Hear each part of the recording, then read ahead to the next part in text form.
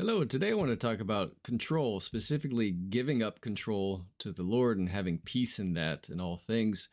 So I'll start with Psalm 147, where it says, He determines the number of the stars, He gives to all of them their names. Great is our Lord and abundant in power. His understanding is beyond measure.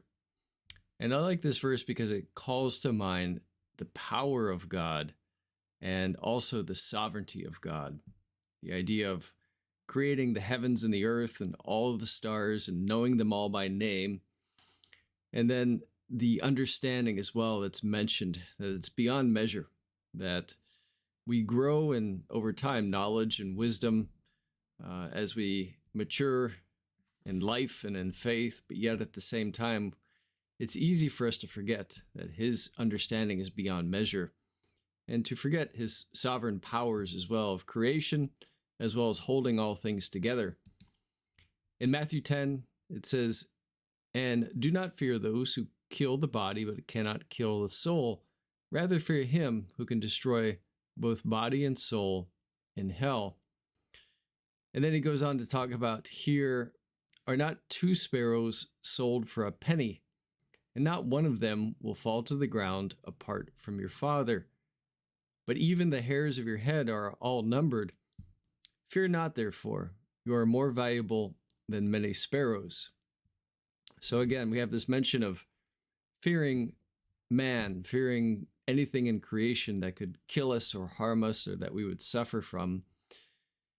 But yet, the idea here is not to fear anything in creation, but to have a reverence and a fear for, again, the sovereignty, the power, and the wisdom of God, and that we respect that and allow God His proper place in our lives, again, so that when we talk about the idea of control, that I give up control of my life to Him, as that is my peace, that is my security, that is an assurance for me that I don't really mess things up by trying to take things into my own hands. Now, He does give me discretion and wisdom to make decisions, and we're called to do that, not to be completely passive in all things.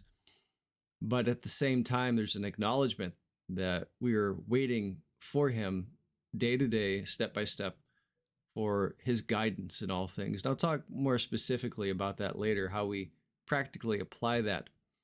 But underneath all of that, again, is an acknowledgement of His complete sovereignty, His complete care in all things, His lovingness towards us, and His understanding that is unsearchable. So again, are not two sparrows sold for a penny, and not one of them will fall to the ground apart from your Father? So in everything, His hand is working. There's nothing too small or incidental for Him not to be involved in. We have to have confidence in that He knows everything that's happening in our life. He desires blessings for us, and He provides for us as we trust Him. And that's the key, is that I am not tempted always to take matters into my own hands when they're turning in a manner that I do not want them to go. And that's the key, is that He'll allow unfavorable circumstances in my life to test me, to see if I rely upon myself and try to take all the control to myself, or if I let Him take control and follow His wisdom for me, His guidance, His command for me. And again, even the hairs of your head are all numbered. So again, the idea that He knows us inside and out, every detail about us, and again, cares for us and wants joy for us, even if that means being in a state of inconvenience, suffering, pain, or even approaching death, because ultimately, the only thing that truly matters in the scope of eternity is being near to God, is knowing God, is the increase of our faith now, and the fulfillment of that in His presence later. Fear not, therefore, you are of more value than many sparrows. Again, the Lord loves us. He gave His Son for us, so we should never question that He has our best intention in mind with anything that happens in this life. And then we get to, again, his sovereign control over everything. Job 37, He loads the thick clouds with moisture. The clouds scatter His lightning. They turn around and around by His guidance to accomplish all that He commands them on the face of the habitable world, whether for correction or for his land or for love, he causes it to happen. So again, it's the idea that everything is under the sovereign control of God, and he uses everything to draw us near to ourselves.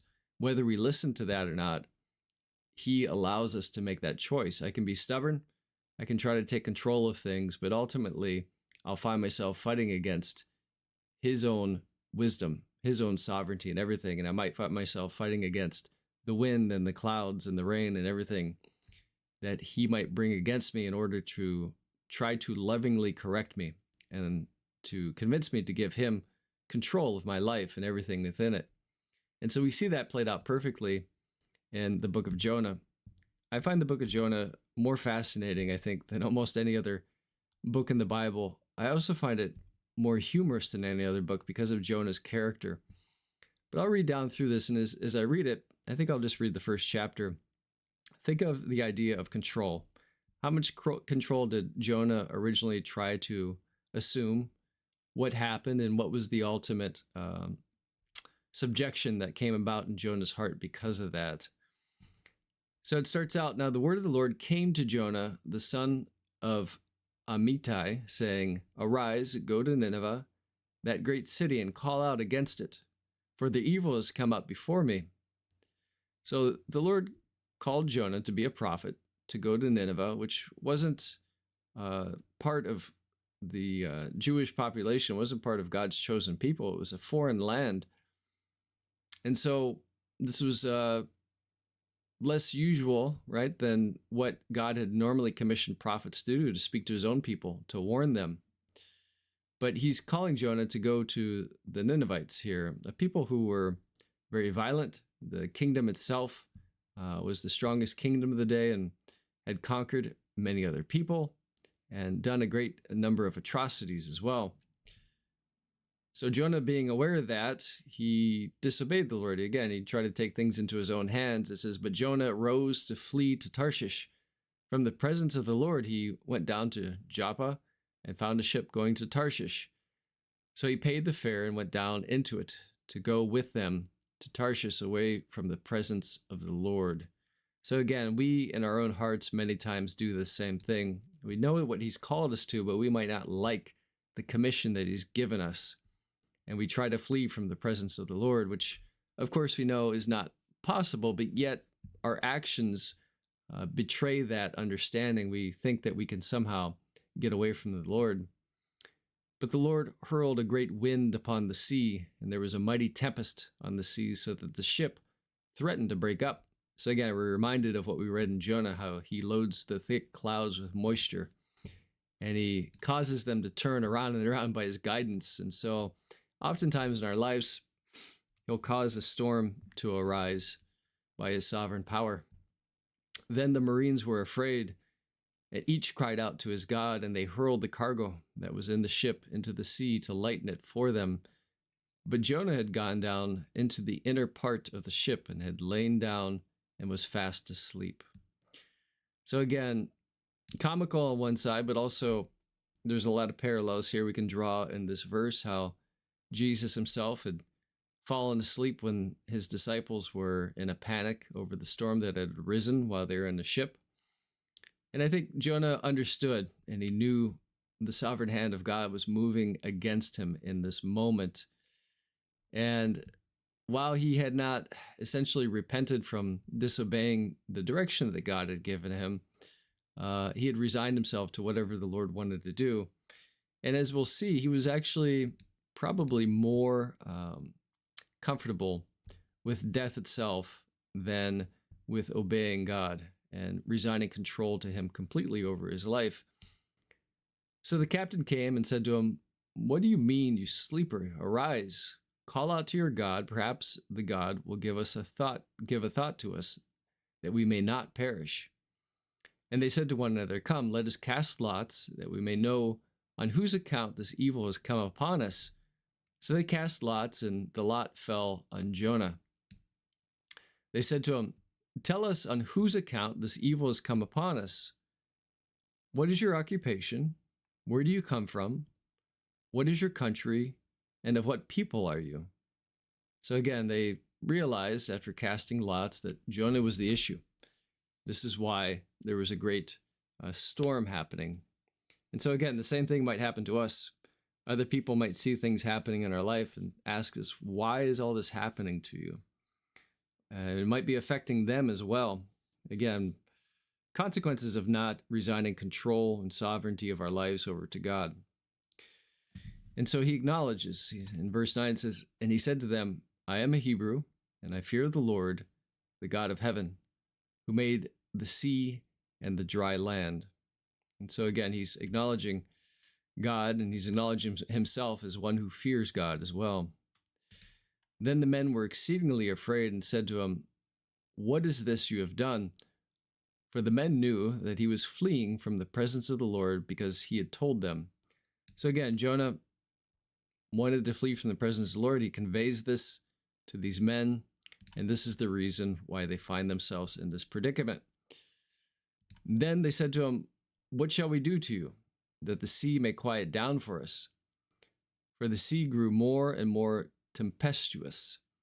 And this reminds me as well of Christ after he'd driven the legion of demons from the demon-possessed, I forget if it was a boy or a man. He drove them into a herd of pigs that drowned themselves into water afterwards. The people there in that village asked Jesus to leave because they were frightened by what happened.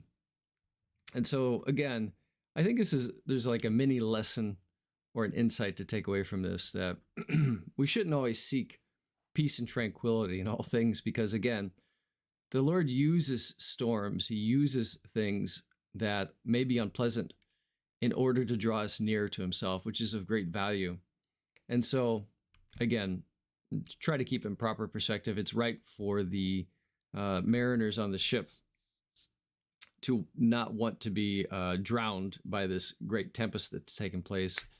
But at the same time, we have to realize that, again, it's valuable when the Lord brings about discipline in our lives through the rising of the winds, as it were. So again, they say, what shall we do that the sea may quiet down for us? For the sea grew more and more tempestuous. He said to them, pick me up and hurl me into the sea. Then the sea will quiet down for you. For I know it is because of me that this great tempest has come upon you. So again, this is part of the thing I find humorous about Jonah's character. It may be his faith is so great, he realizes that the Lord will bring about his sovereign will no matter what. But he's telling me, just pick me up and throw me in the sea. You know, and again, it's maybe a notion of his great faith, or he feels like, and later on it's confirmed in the book that he would rather die at times than to acknowledge God's control in his life, you know. So that's how severe his rebellion is at times, and how hard it is for him to accept the Lord's will. So we can complain, we can try to avoid the Lord's will, but ultimately the Lord will bring about his will no matter what. So he tells them, throw me in the sea. Nevertheless, the men rowed hard to get back to the dry land, but they could not, for the sea grew more and more tempestuous against them. Therefore they called out to the Lord, O Lord, let us not perish for this man's life, and lay not on us innocent blood for you, O Lord. Have done as it pleased you. So again, he told them to throw him into the sea. They didn't feel comfortable with that. They tried still battling against this wind and the storm. It didn't work out, so they threw their hands up in the end, and again, gave control over to the Lord ultimately, crying out to him, asking that they wouldn't offend him by picking up this man and throwing him into the sea. So they picked up Jonah and hurled him into the sea, and the sea ceased from its raging. Then the men feared the Lord exceedingly, and they offered a sacrifice to the Lord and made vows. So again, in all of this, even though the primary target of Jonah's ministry ultimately was Nineveh, the Lord still used all these circumstances to bring about a great faith in these mariners who had seen the hand of the Lord move in many ways in Jonah's life.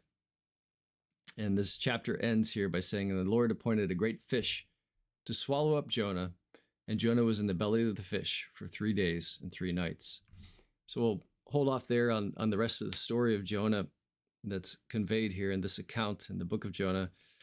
But again, for us, how do we apply this on a daily basis? It's important, again, to realize God's sovereignty, his wisdom in all things. And when we find ourselves fighting against the storm of his sovereignty, not to get to this point, ideally, but ultimately, all of us to some degree or another will be in Jonah's position, where we've resisted the will of God in our lives until he brings about this great storm.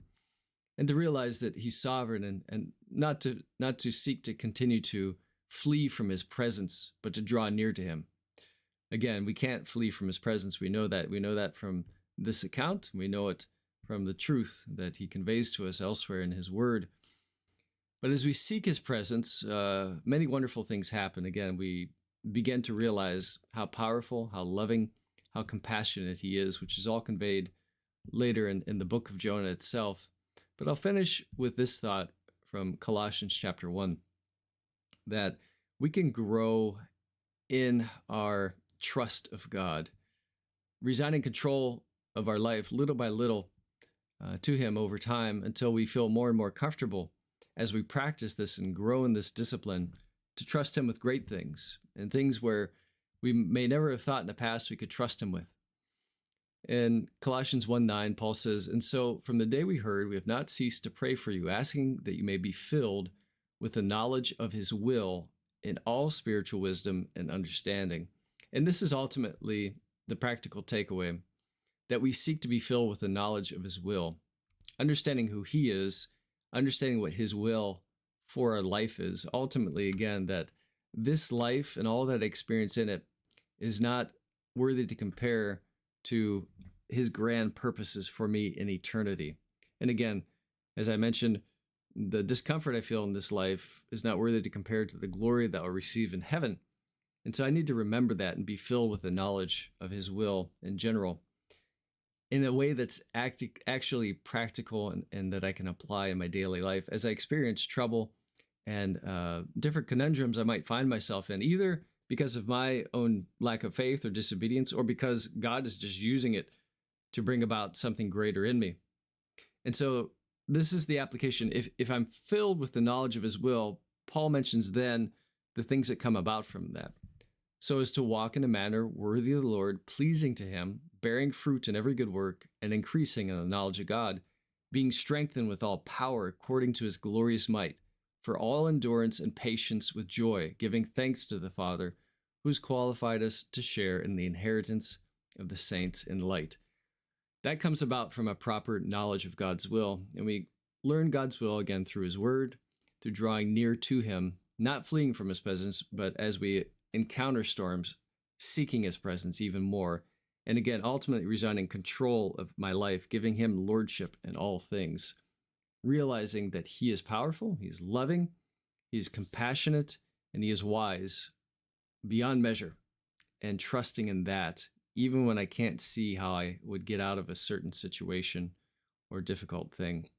So hopefully this helps us to apply greater trust and control to him rather than ourselves. Take care.